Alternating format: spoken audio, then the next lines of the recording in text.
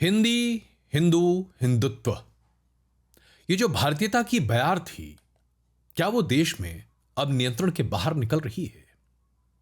क्या ये मूवमेंट इतना अनियंत्रित हो चुका है कि अब संघ परिवार को चेतावनी जारी करनी पड़ रही है उन नए नवेले हिंदू चरमपंथियों के लिए, जिनके काम की वजह से, जिनके कृत्यों की वजह से हिंदुत्व की मुख्य धारा को अब बचाने के लिए, हिंदुत्व की सोच को बचाने के लिए संघ परिवार को मशक्कत करनी पड़ रही है। आखिरकार यह क्यों बात निकल रही है?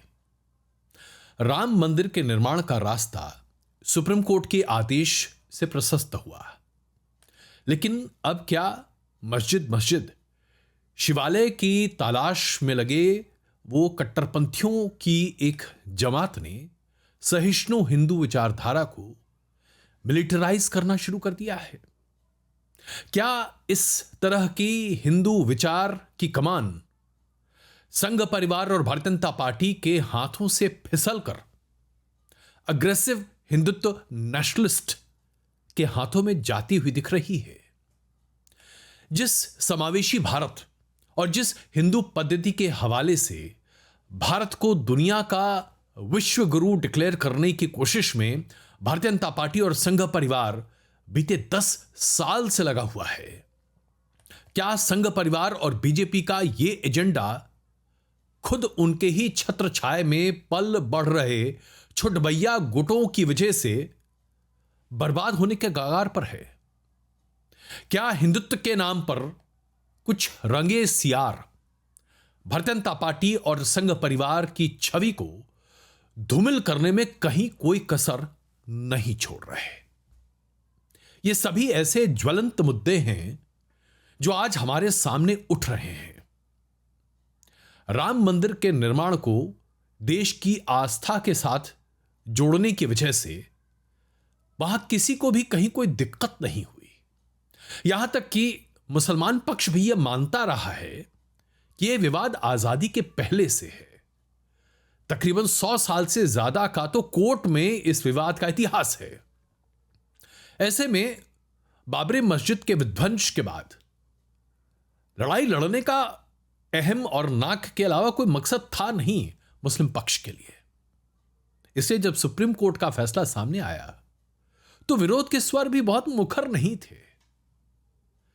लेकिन जैसे ही 2022 हम देखते हैं, उसके साथ काशी, मथुरा, इन सभी जगहों के लिए एक बार फिर से मस्जिद के सर्वे कराने और वहां पर मंदिर के पुनर्निर्माण या जीर्णोद्धार की मांग बहुत तेज हो जाती है।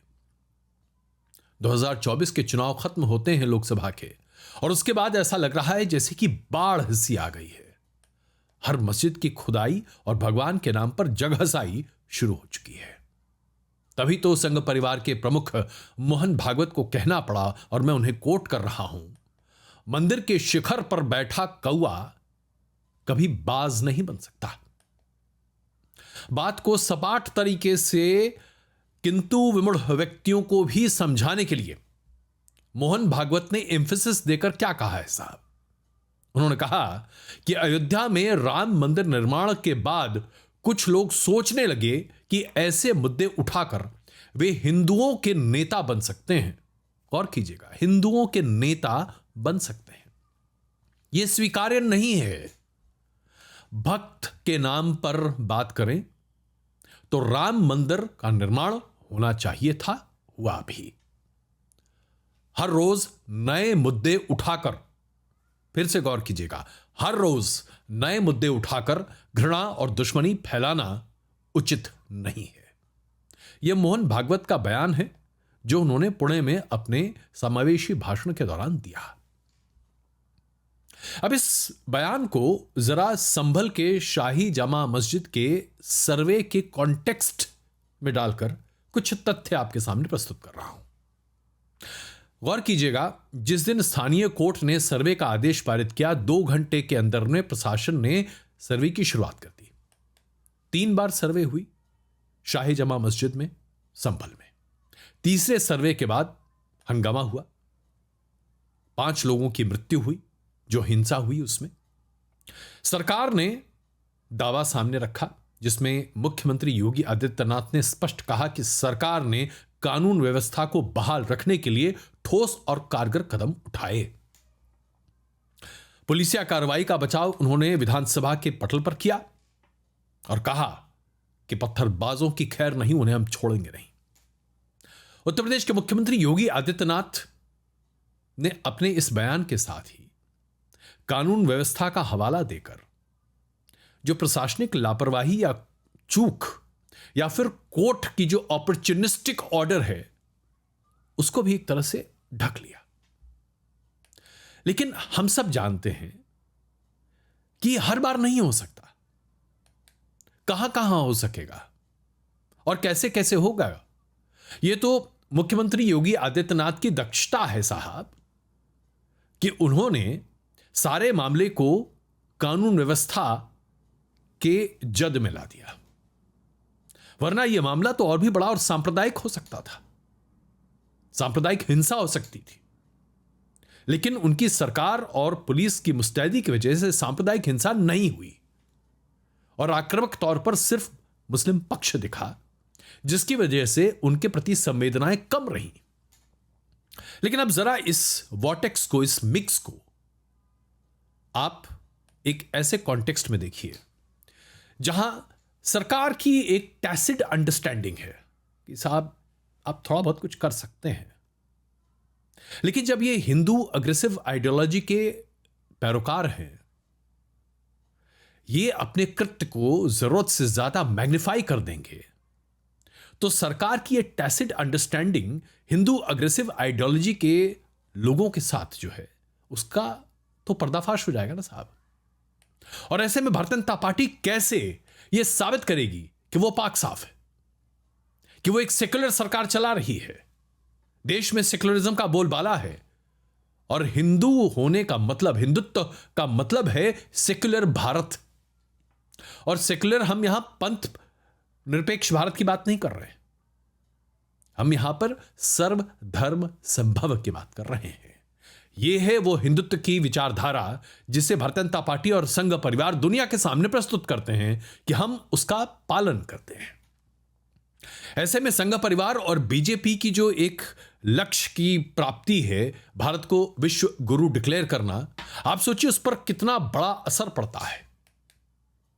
जब यह बात बार बार मीडिया में और अन्य जगहों पर सामने आएगी कि अग्रेसिव फंडामेंटलिस्टिक हिंदुत्व एलिमेंट्स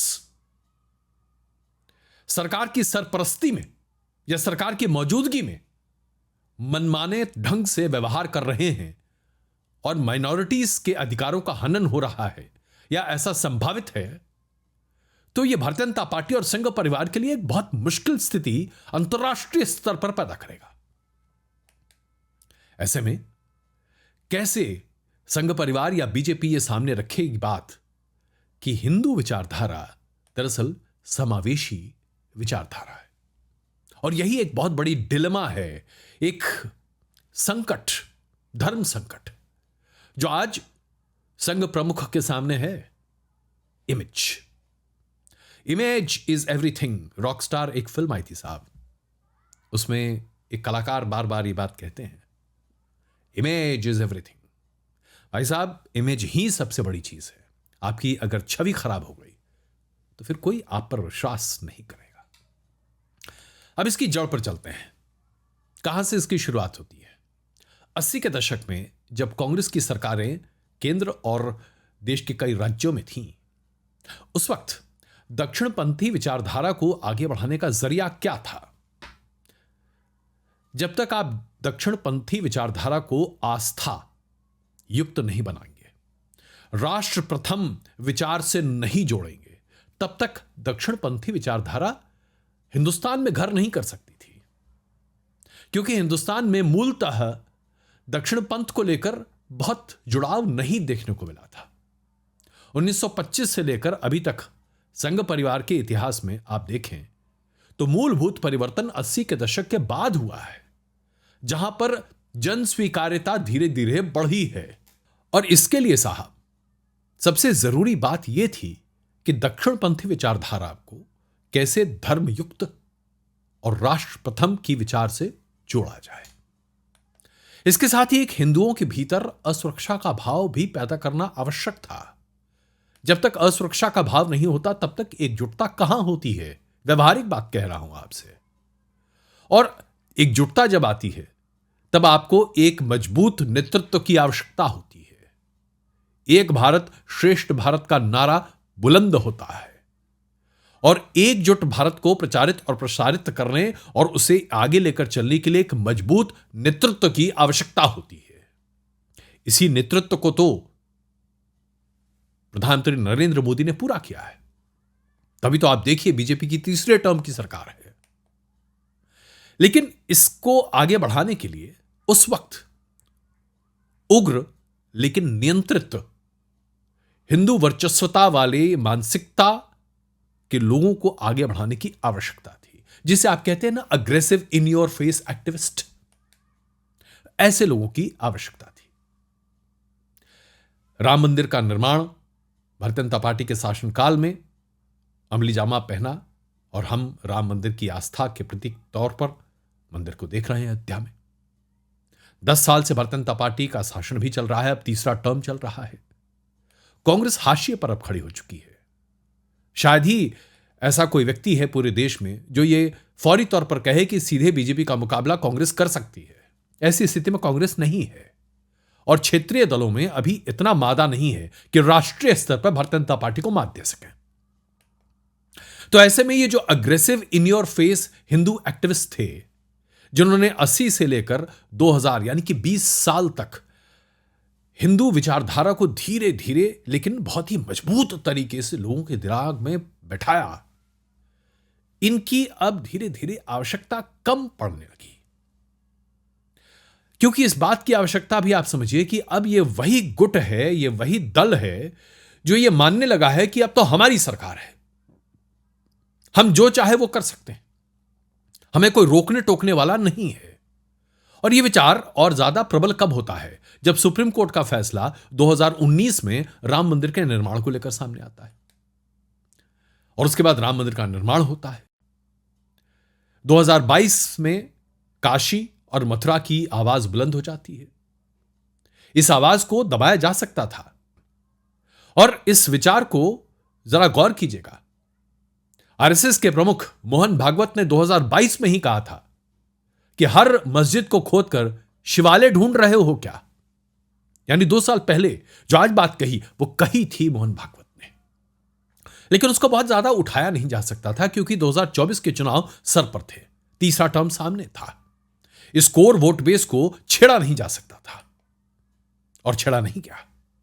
लेकिन अब 2024 में जब तीसरे टर्म की भारतीय जनता पार्टी की सरकार है और ऐसे में संभल में सर्वे, अजमेर शरीफ दरगाह सर्वे, भोजशाला विवाद कोर्ट में पहुंच जाना, जौनपुर की अटाला मस्जिद का मामला कोर्ट में पहुंचना, लखनऊ की तिलीवाली मस्जिद और इस तरह के 10 ऐसे मामले जब अदालत में पहुंच चुके होते हैं जहां पर सर्वे की बात हो रही है, जहां मस्जिदों को खोदने की बात हो रही है, हिंदू मंदिरों के अवशेष को निकालने की बात हो रही है, तो कम्युनल टेंशन की आशंका बहुत बड़े पैमाने पर बढ़ती है।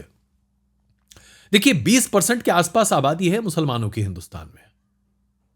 एक वक्त आएगा जब वो अपने आप को पूरी तरीके से टाइट कॉर्नर में पाएगा और जब एक अल्पसंख्यक अपने आप को टाइट कॉर्नर में पाता है तो वो प्रतिकार करता है और प्रतिकार हिंसा के साथ होता है साहब। हिंसा का मतलब लॉ एंड ऑर्डर का इशू। लॉ एंड ऑर्डर संभालने की जिम्मेदारी किसकी है? राज्यों की। ज्यादातर ये मामले कहां पर खड़े हो रहे हैं? भारतीय जनता पार्टी शासित राज्यों में।